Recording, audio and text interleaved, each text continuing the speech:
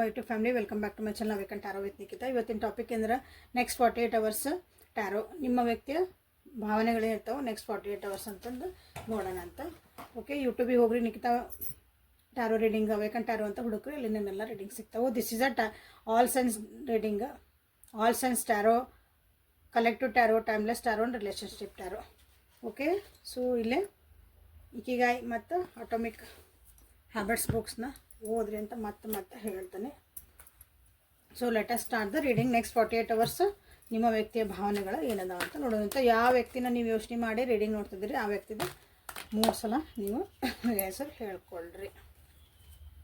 Okay, visualise ಮಾಡಿರಿ. Align with my energy, reading energy ಇದೆ ಇಲ್ಲೇ, ಇದಕ್ಕೆ ಅಲೈನ್ ಆಗ್ರಿ. ಓಕೆ, ಡೀಪ್ ಬ್ರೀತ್ ಮಾಡಿರಿ. ಯಾರ್ಯಾರು ಇನ್ನೂ ಸಬ್ಸ್ಕ್ರೈಬ್ ಮಾಡ್ಕೊಂಡಿಲ್ಲ ಸಬ್ಸ್ಕ್ರೈಬ್ ಮಾಡ್ಕೊಳ್ರಿ. ಯಾರ್ಯಾರು ಸಬ್ಸ್ಕ್ರೈಬ್ ಮಾಡ್ಕೊಂಡಿರಿ, ರಿಪೀಟೆಡ್ಲಿ ನೋಡ್ತಿದ್ದೀರಿ, ದಿನಾನು ಬಂದು ಅಥವಾ ಫಸ್ಟ್ ಟೈಮ್ ಯಾರು ನೋಡ್ತೀವಿ, ಎಲ್ಲರಿಗೂ thank you for your love and support. Okay, personal reading ತೊಗೊತಿದ್ದೀರಿ. ನನಗೂ ಪರ್ಸ್ನಲ್ ರೀಡಿಂಗ್ ಮಾಡೋಕೆ ಭಾಳ ಖುಷಿ ಆಗ್ತದೆ. ಯಾಕಂದ್ರೆ ನಿಮ್ಗೆ ಎಷ್ಟೋ ಪ್ರಾಬ್ಲಮ್ಸಿಗೆ ಅಲ್ಲಿ ಎಷ್ಟು ಚಂದ ಆನ್ಸರ್ ಸಿಗ್ತದೆ ಅಂದ್ರೆ ನನಗೂ ಖುಷಿ ಆಗ್ತೈತಿ, ನಿಮಗೂ ಒಂದು ಕ್ಲಾರಿಟಿ ಸಿಗ್ತೈತಿ. ಪರ್ಸನಲ್ ರೀಡಿಂಗ್ ಮಾಡಿಸ್ಕೊತೀರಿ, ನ್ಯೂಮರಾಲಜಿ ಅನಾಲಿಸಿಸ್ ಮಾಡಿಸ್ಕೊಳಕತ್ತೀರಿ, good going. So politics, outsider, change, receptivity, turn in and comparison ಅಂತ ಇಲ್ಲಿ ಬಂದೈತೆ. ಸೊ ನೆಕ್ಸ್ಟ್ 48 ಅವರ್ಸ್ ಒಳಗೆ ನಿಮ್ಮ ವ್ಯಕ್ತಿಯ ಭಾವನೆಗಳು ಏನದಾವ ಅಂತ ಇಲ್ಲಿ ನೋಡೋಣ ಅಂತ. Bottom of the deck is compromise. So at the end of the 48 hours ಅಂದರೆ ನೀವು ಒಂದು ಕಾಂಪ್ರಮೈಸಿಗೆ ಬರ್ತೀರಿ ಅಂತ ಅರ್ಥ. ಲಾಸ್ಟಿಗೆ ಏನೇ ಯೋಚನೆ ಮಾಡಿ ಲಾಸ್ಟಿಗೆ ಏನು ಬರ್ತೈತಿ, ಕಾಂಪ್ರಮೈಸ್ ಆಗಿಬಿಡೋಣ ಅಂತಂದು. ಸೊ ಇಲ್ಲಿ ಕಾರ್ಡ್ಸ್ ಅಂತ ತೆಗ್ದೇನೆ. ಈಗೇನು ಮಾಡೋಣ ಅಂದ್ರೆ ಬುಕ್ ಆಫ್ ಆನ್ಸರ್ಸಿಂದ ಏನಾದರೂ ಒಂದು ಕ್ವಶನ್ ಕೇಳ್ಕೊಳ್ರಿ ಅಥವಾ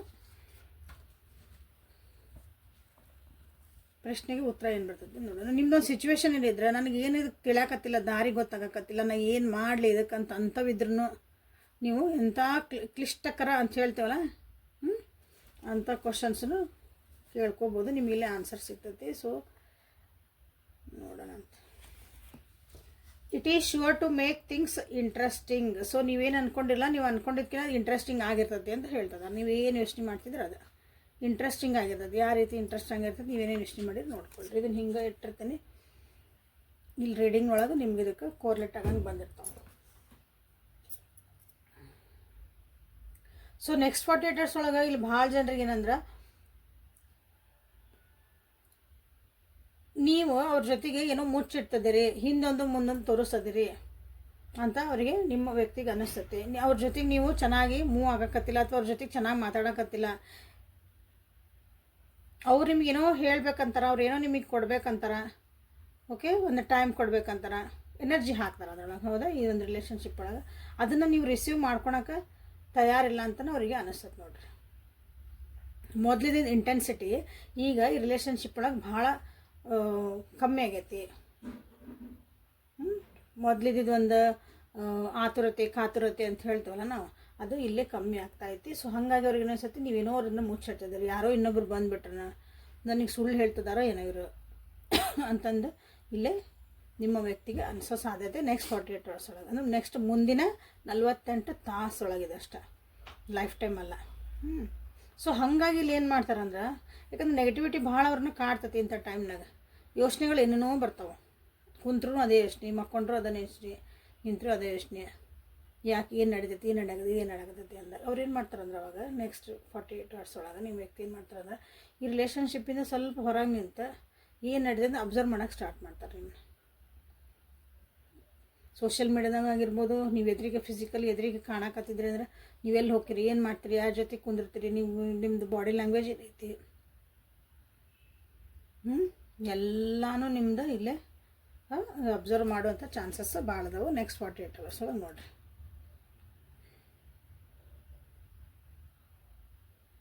ಕಂಪ್ಯಾರಿಸನ್ ಸ್ಟಾರ್ಟ್ ಆಕವು, ಏನೇನು ಚೇಂಜಸ್ ಆಗ್ತಾಯಿತ್ತಿಲ್ಲ ನಮ್ಮಿಬ್ಬರ ಮಧ್ಯೆ, ಏನೇನು ಚೇಂಜಸ್ ಆಗ್ತದವು.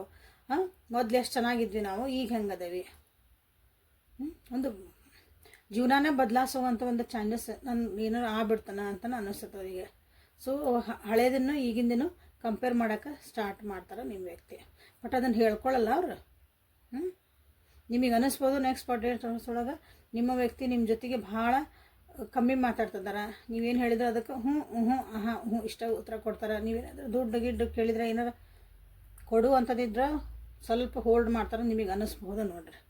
ಅಂಥ ಒಂದು ಎನರ್ಜಿ ಒಳಗೆ ನಿಮ್ಮ ವ್ಯಕ್ತಿ ನೆಕ್ಸ್ಟ್ 48 ವರ್ಷ ಒಳಗೆ ಬರ್ತದೆ. ಓಕೆ, ಸೊ ಯಾಕೆ ಹಿಂಗೆ ಅನ್ನಿಸ್ತಾ ಐತಿ? ಯಾಕಂದ್ರೆ ಇಲ್ಲಿಂದ ಸ್ಟಾರ್ಟ್ ಆಗಿದ್ದು ಅವರಿಗೆ ಇಷ್ಟೆಲ್ಲ ಯೋಚನೆ ಬರೋಕೆ ಮಾಡ್ತೈತಿ. ಸೊ ರೊಮ್ಯಾನ್ಸ್ ಏಂಜಲ್ಸ್ ಕಡೆಯಿಂದ ಒರಾಕಲ್ ಕಾರ್ಡ್ಸಿಂದ ಏನು ಬರ್ತಾರೆ ನೋಡೋಣ ಅಂತ.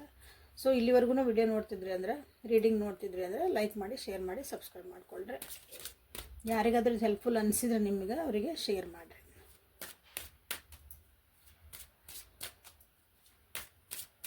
ಸೊ ಏಂಜಲ್ಸ್ ಕಾರ್ಡಿನಿಂದ ಏನು ಬರೋಣ? Engagement, paying attention to the red flags, give your relationship a chance, soulmate, free yourself. It is safe for you to love. So ಇಲ್ಲಿ ಬಾಟಮ್ ಆಫ್ ದ ಡೆಕ್ ಒಳಗೆ ಬಂದಿರೋದು ಸಬ್ ಕಾನ್ಷಿಯಸ್ ಅದು. ಓಕೆ, ಇಲ್ಲೇನು ಅನ್ಸುತ್ತೆ ಅಂದ್ರೆ ಎಂಗೇಜ್ಮೆಂಟ್ ಅಂದ್ರೆ ಏನು? ಇಲ್ಲಿ 48 ಅವರ್ಸ್ ಒಳಗೆ ಏನು ಎಂಗೇಜ್ಮೆಂಟ್ ಅಂದರೆ 48 ವರ್ಷಕ್ಕೆ ಮದುವೆ ಮಾಡ್ಕೊತೀರ, ಎಂಗೇಜ್ಮೆಂಟ್ ರಿಂಗ್ ಸಿಗ್ತದೆ ಅಂತ ಕೇಳಬೇಡ್ರಿ. ನಿಮ್ಮ ಜೊತೆಗೆ ಅವರು ಟೈಮ್ ಸ್ಪೆಂಡ್ ಮಾಡೋಕೆ, ನಿಮ್ಮ ಜೊತೆಗೆ ಎಂಗೇಜ್ ಆಗಿರೋಕೆ ಟ್ರೈ ಮಾಡ್ತಾರೆ.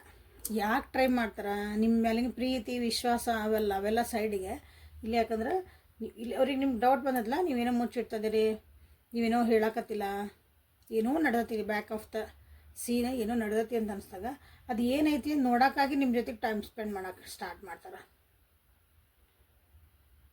ಜಾಸ್ತಿ ನಿಮ್ಮ ಜೊತೆಗೆ ಟೈಮ್. ನಿಮಗೂ ಅನ್ನಿಸ್ಬೋದು, ಏನು ಇಷ್ಟು ದಿನ ಇಲ್ಲದ ಇವತ್ತು ಯಾಕೆ ಇಷ್ಟೊಂದು ನನ್ನ ಜೊತೆಗೆ ಏನು ಇಷ್ಟು ಮೆಸೇಜ್ ಹಾಕೋದು, ಫೋನ್ ಮಾಡೋದು, ಇಷ್ಟೆಲ್ಲ ಮಾಡ್ತಿದ್ದಾರೆ, ಇಷ್ಟೊಂದು ನನಗೆ ಟೈಮ್ ಕೊಡ್ತಾರೆ ಅನ್ನಿಸ್ಬೋದು. ಯಾಕಂದರೆ they want to know that, ಅದನ್ನು ತಿಳ್ಕೊಬೇಕಂತಾನೆ ಅವ್ರು ಮಾಡ್ತಾರೆ.